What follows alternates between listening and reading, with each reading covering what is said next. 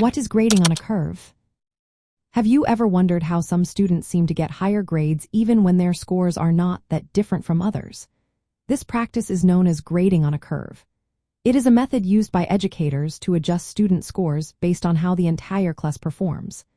This approach can be particularly useful when the class average is lower than expected. The goal is to bring that average closer to a more favorable range, often around a C or B grade.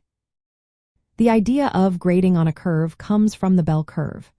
This is a statistical distribution that shows most scores clustering around the average. In a typical classroom, you will find that many students receive grades that are close to the mean, while fewer students score at the extremes.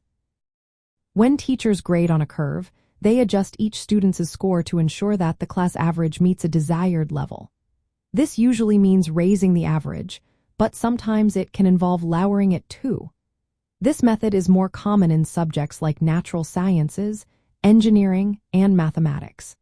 In contrast, it is less frequently used in fine arts and humanities, with social sciences falling somewhere in between.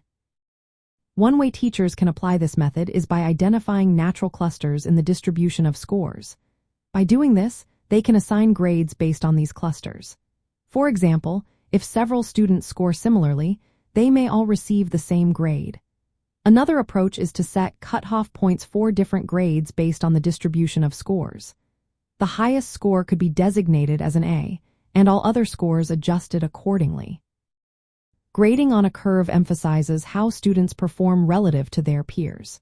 This means that students who do better compared to their classmates may receive higher grades, even if their absolute scores are not particularly high. For teachers, it is important to use curving thoughtfully. This method can impact student motivation and perceptions of fairness. Clear communication with students about how grades will be adjusted is essential. Additionally, teachers should consider the dynamics of their class. Grading on a curve can be especially useful in challenging courses where students may struggle with the material. Consistency and transparency in the grading process help maintain student trust. By understanding and applying these principles, teachers can use grading on a curve effectively. This method can provide a more balanced assessment of student performance while ensuring that students feel their efforts are recognized.